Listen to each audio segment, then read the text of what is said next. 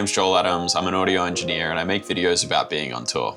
Currently, I'm on the final leg of Thornhill's European headline run, and today I'm in Wiesbaden. Mixed in the large room here before, but today we're in the small one, and honestly it's a pretty cool little space and the show went great too.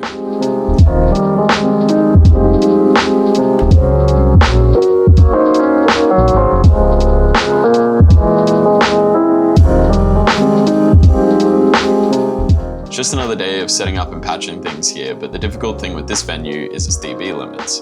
It's almost like Switzerland in here, where the measurement mic isn't from front of house, but instead it's from like a foot away from the PA, which I don't really agree with, and with hard surfaces and high ceilings here, I've got my work cut out for me, but we still had a great time.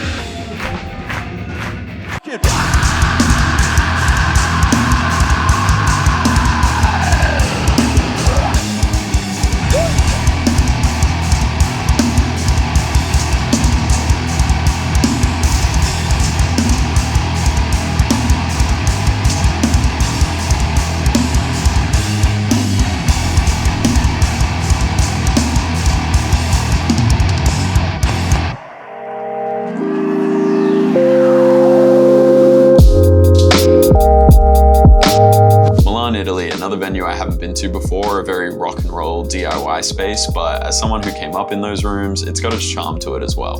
The show was supposedly going to be one of the quieter shows in terms of attendance, but as I'm finding out on this tour, these shows turn out to be some of the best. There's no passive fans here, they're all people that really want to be at this show and singing along to every word. And it's awesome to see that for Thornhill when we're not close to home and not even somewhere that we've toured often. I've been pretty happy with my drum mix on this tour, so here's an example that shows off details like ghost notes and the simple separation as well.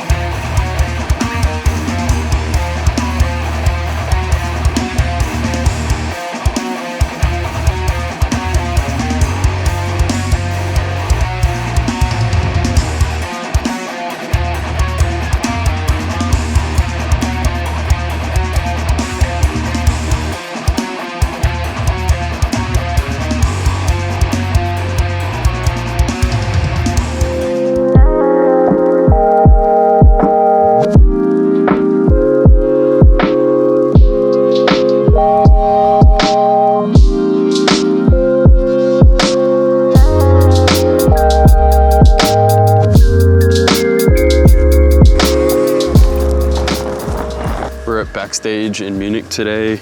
Come here a lot when we pass through Germany. It's always fun. I always like coming here. Just another laundry day, so currently sorting out my baggage. Wiesbaden was a really cool show. Had heaps of fun there. And then we were in Italy last night, which is a small, intimate show. Smaller than the others. You know, we're usually about 300 people on this headline tours, which are really fun. Like, everyone's coming out, everyone really wants to be at these shows and is having a lot of fun, which is awesome to see, and you know, great for Thornhill's first European headline shows around those Buried Tomorrow shows.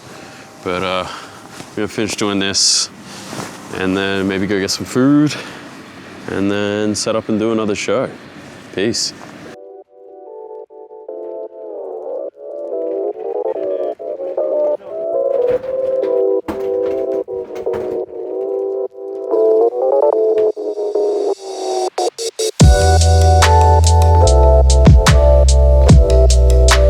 Let's talk about some of the gear behind the show as well. With Thornhill, we run a Play Audio 12 by iConnectivity for all our playback needs, which is also connected to a Mio XM for all guitar and bass MIDI. I had these racks put together by Andy's Custom Cables in Australia and spec'd a multi-pin out for all 10 track sends on the back of this rack. This is a redundant playback system, meaning that we have dual laptops running an Ableton session with automatic failover from laptop A to B should anything go wrong. For in-ear monitors, we run 4 sends of Sennheiser G4 IEMs, as well as an AC41 combiner. The back of this rack has a multi-pin connection, as well as an antenna input. The brains of this rig is an M32C mixer with an S32 stage box and an analog split installed on the back. All inputs go from stage to this rack, where it is hardwired to the band's S32 for in-ear mixers, and a multi-pin connection goes out to my stage rack for front of house mixing. Our friend Noah was playing drums for Lover's Noise on this tour and decided to play Obsession at soundcheck.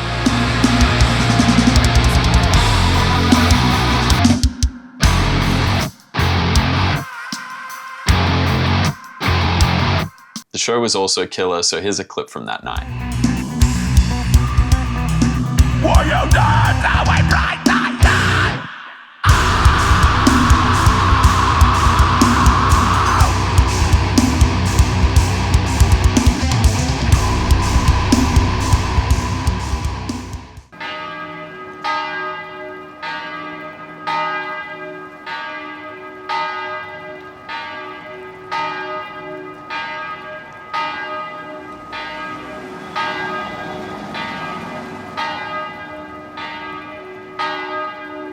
Today we're back in my favorite city in the world, in Prague in the Czech Republic. I've always wanted to be here in December. A Christmas market going on in Old Town Square. This place is just beautiful everywhere you look. It's crazy nice. I love being here and I'm so stoked we have time to do stuff today.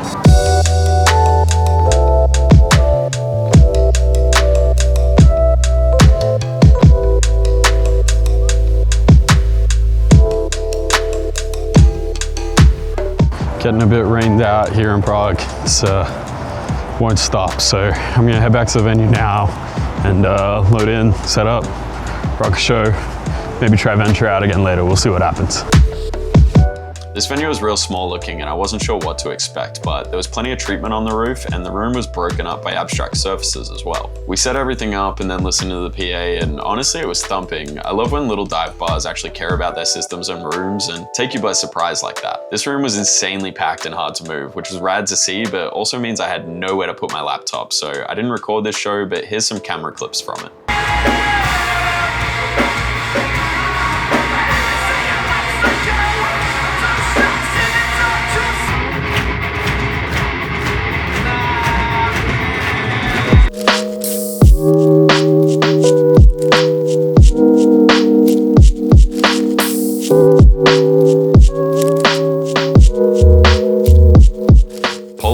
Of Prague. We seemed to be in a nightclub in the middle of a downtown area and the local sound techs informed me of a sound limit which was 105 dBc instant, not averaged. This basically meant that I'd have to sacrifice a lot of low end and that's usually something that I rely on for impact.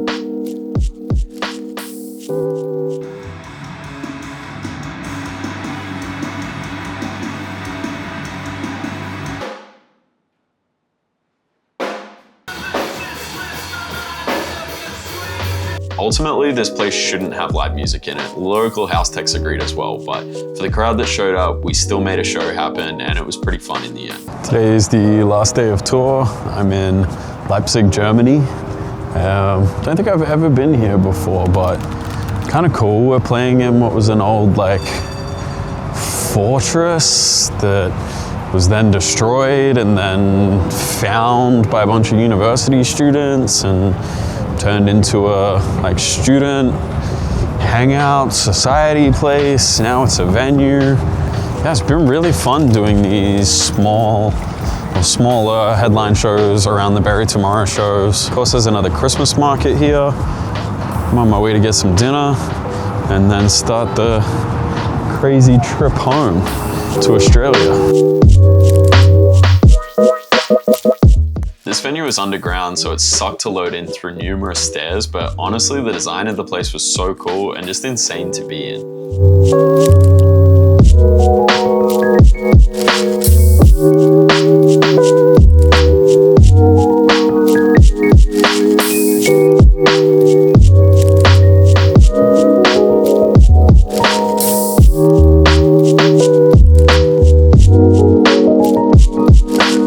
As you can imagine, looking at all these hard surfaces, and whilst I'm dealing with one of the loudest snares in the world, this wasn't going to be an easy mix, but this turned out to be one of my favorite shows of tour.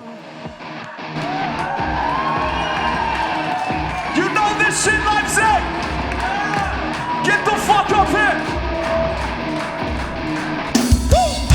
That's how I punch up in your lips, it slips my mind as your hips swing and dip. Don't even know, wakes up, love to you, just a burnout!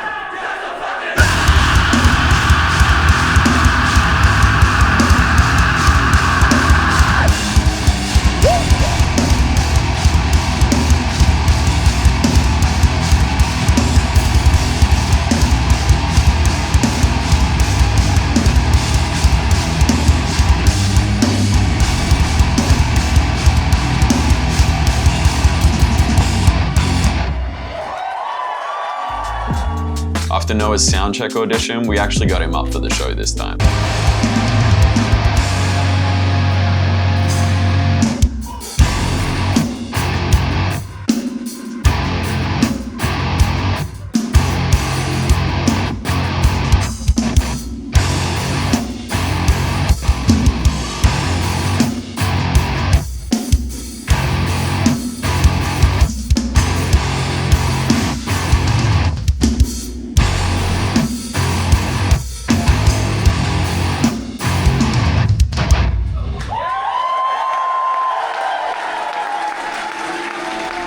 And for Lovers Noise end of tour prank, they decided to rush the stage and crowd surf and mess around with their gear as well. I think the funniest part is hearing me lose the drum sound as Noah starts to move cymbal stands and mics away from Midas.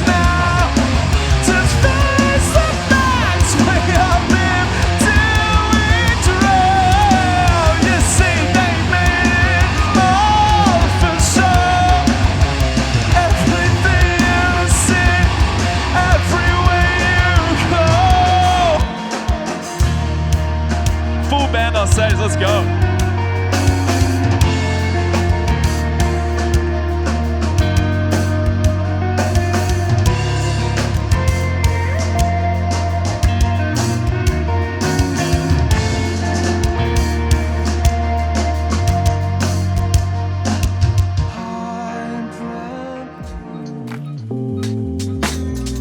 After a few weeks on tour, it was time to fly home, starting in Frankfurt, Germany.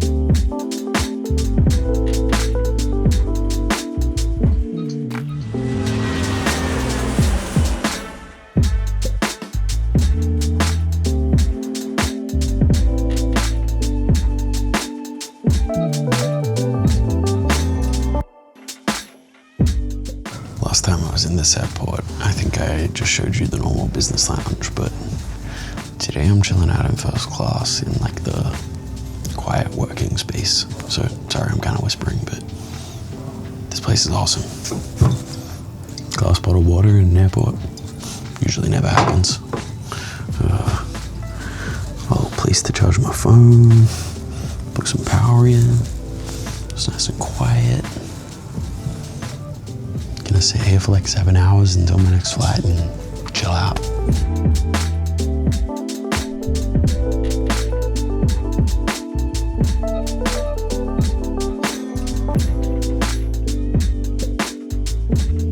Decided to have dinner in the first class lounge as well. Super quiet here, always get looked after, and the food is rad. It's just nice to avoid the busyness of the rest of the airport.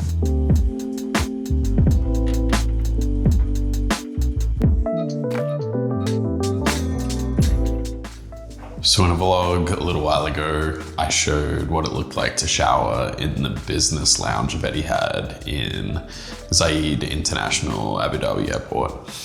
Awesome, totally rad. If you're one of those people that wonders if first class is better, I don't know, let me show you. Sink, toilet, shower. If you really want to pick at it, there's more space here. There's more counter space. There's more space wall to wall. It's definitely a bigger shower, but still just a nice bathroom. So if you're ever like bummed that you can't get into the first class lounge, don't be, just quieter and the shower's a little bigger. This is actually my second shower of the day. I definitely went and showered in business class as soon as we landed, but about to go board my next flight. Of course I was gonna have another shower. This place rules. How I said this place was quiet, like really quiet. It's kind of weird, kind of nice though. There's today's snacks. Last flight home, 14 hours to Australia. Let's go.